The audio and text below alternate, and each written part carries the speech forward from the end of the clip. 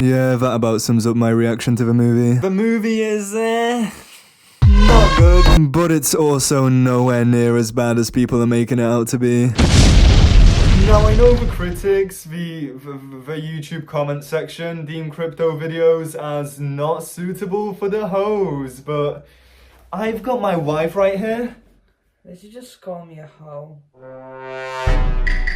I have my lovely wife here to discuss our feelings on the movie from two different perspectives. One being from a fan of the series who's been making content on it for years, and the second being from a person who has no knowledge on the franchise whatsoever, and this was their first introduction to the series. I'm actually not his wife, he just fucking kidnapped me. No. Then why the fuck am I tied up then? Sex. Bro, respectfully, you're a fucking Borderlands YouTuber. So I know there's already one question you're all wondering from the get-go, and that is, how did Kevin Hart do as Roland? And honestly, he was a highlight of the film. I know we went into it assuming he's gonna be an awful pick because, he's way too short for Roland. Kevin Hart is a comedy actor, but he's playing a very serious character. But no, he actually pulled it off really well. As far as main cast goes, he was definitely a standout, and his costume, probably the best one from the main cast because costumes are where the movie starts to fall. Lilith. Bitch, I could see that wig from light years away. Krieg. Was that mask the Borderlands 3 pre-order exclusive one? Tannis. Jamie Lee Curtis. You're a fossil, love. But Tina, I'd say, was the only character from the main cast that actually managed to pull the costume off. It was a very different take on the character, but to me, it worked. Performance-wise, I'd say everyone did a really good job except maybe Cate Blanchett, surprisingly. She felt really stiff in the role, and I wasn't a big fan of Krieg's ADR either. That shit felt really low budget. You could really tell whenever that man did a voiceover because the audio was so much louder than everything else. They made Krieg sound like Darth Vader for some reason, and half the time when Krieg spoke, the character didn't even move his head, so you could tell it was a voiceover. It was really cringy. So there were some good performances here and there, but overall it felt very inconsistent, just like the props. And it's annoying because sometimes they were really good and quality, I really felt immersed in the world, and sometimes they were just shit. The main example being Lilith's Infinity Pistol, man. This gun gets worse in some way every time it makes an appearance, I swear to God. But the Atlas weaponry and ships were so cool and looked like they were directly ripped from the games, which is so annoying because one second you're like, oh my god, this looks like something directly from the game, and the next you're like, what the fuck is that? And budget is something we're gonna touch on a bit more when we get into the spoilers section, but for now, I want to talk about faithfulness with characters and environments. And were the characters faithful? Everyone's traits were there. I'd say everyone was mostly kind of similar to how they were in the games. They made similar decisions, except Cate Blanchett's Lilith. Her whole backstory has been altered. She has a mother now.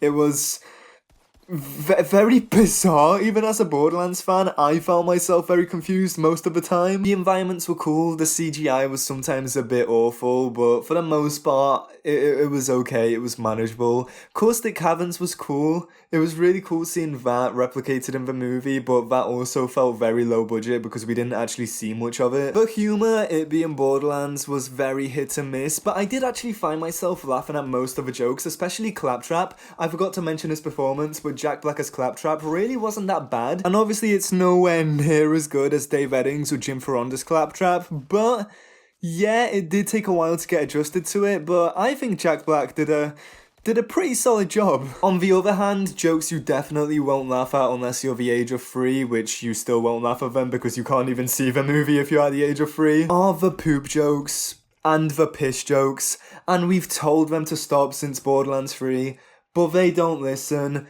They did it in New Tales, they did it in Wonderlands, and you see more of those jokes here, and I'm just fucking tired of them. Because when this movie actually manages to hook you in at times, it just gets ruined by poop jokes, and it's like, oh, nice, we're back to piss poor content, and no, it just doesn't hit the mark. They need to stop with this. But it being Borderlands, you'd expect some references in there, and you do get quite a bunch. I love how this film started out on Marcus's bus, just like every single Borderlands game does. Obviously, Lilith's main weapon was the Infinity. You had the locations like Sanctuary and Caustic Caverns. Some heads from Borderlands 3 even made an appearance in this, which was pretty cool to see. I gotta say, as a fan, I wanted a bit more, but from what we got, I was satisfied with the references. But I think that's about all I want to say in the non-spoilers section. I'm gonna pass it on so you guys can hear the perspective of a person who's never played a Borderlands game before.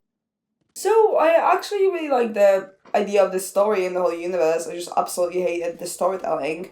The pace was first too fast, then it was too slow, then it was too fast again. The fucking pew pew pew pew pew pew scenes, they were unbearable. And the CGI in some moments, oh my god. There was this one scene with Tina and the green screen, you could just see it. Like, they didn't even bother colorating it. But to be fair to colors, the contrast was very good in between them. And they were just beautiful. They made the whole scenography amazing. And it all felt like it's actually a different planet, not Earth. Which I think added a lot to the whole universe itself. But I think the main thing that actually saved this film were the actors and the characters. I absolutely love the chemistry between Tina and Krieg. You could just feel it there. It wasn't unnatural. And Tina as a character, she was just an annoying teenager, but it worked. And she was actually funny while being fucking annoying. Oh my god, Claptrap. Jack Black, you absolutely fucking hate it. He was just this really annoying character that kept destroying everything. But in the same time, he was really likable. But the thing that I absolutely fucking hated was Cate Blanchett's character. I really love her on the productions, and I think that she's an absolutely amazing actress. But I feel they just told her, yeah, you know, be this fucking bad bitch, be arrogant, be so overconfident, that'll work. And that was the end of Directions. But now we're approaching spoiler territory, so just in case you don't want to be spoiled for this movie's story for some reason, then you've officially been warned. So as far as perspective on story goes, we actually had some very similar thoughts, didn't we? Yep. I mean, the whole film starts with the explanation of what vaults are and Pandora, but it just says that, oh, Pandora is so bad, it has so many villains, everyone is just trying to find the vaults. But I feel like it just could have been told in a different way, like while the action began, and just could have started with a scene that we had later on with Roland trying to break out Tina out of the prison, and it wasn't needed.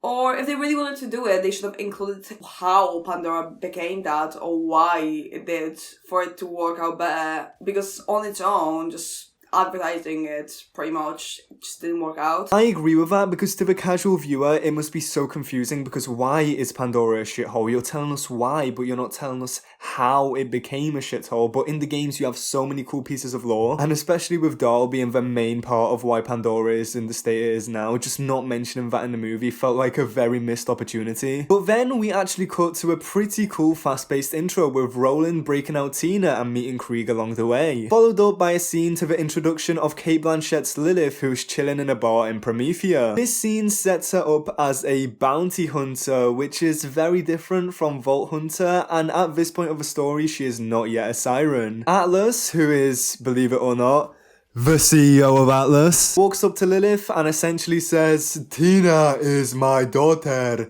Bring her back to me and I pay you." And then she finds Tina, and then they shoot at each other, and then Atlas appears, and as soon as Atlas appears, she just randomly changes the fucking side and decides to join Tina and help her, not even knowing her fucking story. And while story-wise it might not be the cleverest writing, if you just switch your brain off, that part of the movie, it's fun to watch. But directly after that, we have a whole 20-minute chase scene where the gang runs away from Atlas, and it was boring to watch on a first watch. I can't even imagine watching it on a rewatch. Like we mentioned before, the pacing of this movie goes from very fast to very slow to very fast again. This was one of those very slow segments, and it really didn't need to be there, and it could have been used to flesh out characters' stories instead. Also, in the meantime of escaping, they talk about the whole vault thing and discovering the new vault and Tina being a vault segment, blah blah blah blah.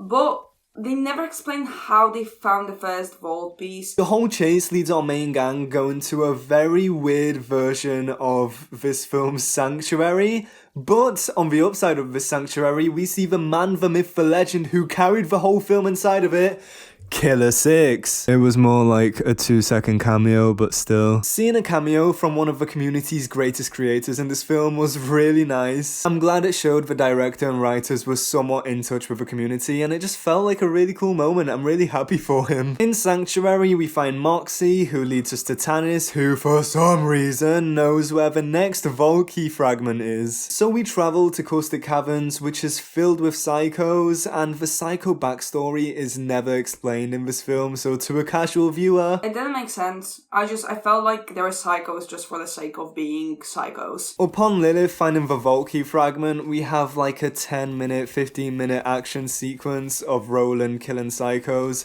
and it was so dragged out with these cheesy slow motion moments. The CGI of the bullets was not good at all. The weapons weren't very versatile like they're supposed to be in the Borderlands franchise. Where are my guns with legs? And whilst watching the scene, I realised this film has a huge issue which I didn't think would be that big upon hearing about it. This movie is rated 12, meaning all that blood and gore the franchise is notorious for having is gone. I couldn't even tell when a psycho or any enemy was dying. It looked like they were all being hit by Nerf projectiles. And it just sucks because it feels like you're taking part of the franchise's soul away. You can't just take away one of the main staples of a franchise, because then it doesn't feel like the franchise. It feels like a porn parody. And then after this whole long scene of the team beating out the psychos, they lose Roland because the only way to escape is an elevator that is fucked, and Roland needs to hold the cable so it works. But the elevator is also fucked, so they just randomly teleport to some fucking cave. And that's only when we discover the whole story between Tina and Atlas, who's not really her dad, more like her creator. And I don't really understand why it could have been really set when Lilith and Tina first met, because that would have made more sense with how Lilith suddenly changed the side. So after we find out Tina was made by Atlas to open the vault, we find out that Lilith is a siren upon her teleporting the elevator. And here we have some really corny flashback about Lilith's mother abandoning her and handing her to Tannis, who's older than Lilith, so that Tannis can protect her because Lilith's mum doesn't want a siren dying. This is where Tina tries to use herself as the vault key, but it doesn't work. It works on Lilith instead, and this is how she gains her siren powers. I don't get this, and all in all, it just makes Atlas look like a fucking dumbass. Like, how did you manufacture Tina? And then she doesn't even work as the vault key, bro, what? But anyway, Atlas, the corporation, summons out of nowhere, and they're basically like, oh my god, Lilith, thank you so much for opening the vault, let us go in. But not before a very cheesy action sequence where Lilith uses her very badly CGI'd Firehawk powers on everyone. Roland also comes in out of fucking nowhere on a zipline from a helicopter. This man was stuck in Caustic Caverns a minute ago, but whatever. So that's not Crom, that's literally Mouthpiece. How do you fuck that up? But after the drawn out battle, Tina, Lilith and Atlas enter the vault. And you would think that after being held prisoner for so long, Tina would get the kill on Atlas, but no. Some random fucking fresher inside of a vault does that you don't even see the full body of because they ran out of budget. You know how at the end of every single Borderlands game, out of a vault, we have this giant monster and everyone looks forward to fighting it and seeing how it looks like?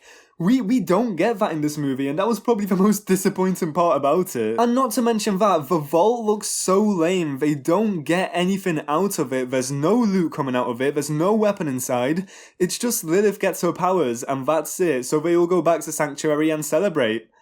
And that's the end of the movie. Safe to say Randy Pitchford isn't getting that cinematic universe he's been dreaming of. So with that all and done, we've both kind of came together and had very similar feelings on the movie and decided to give it a score of 4.5 out of 10.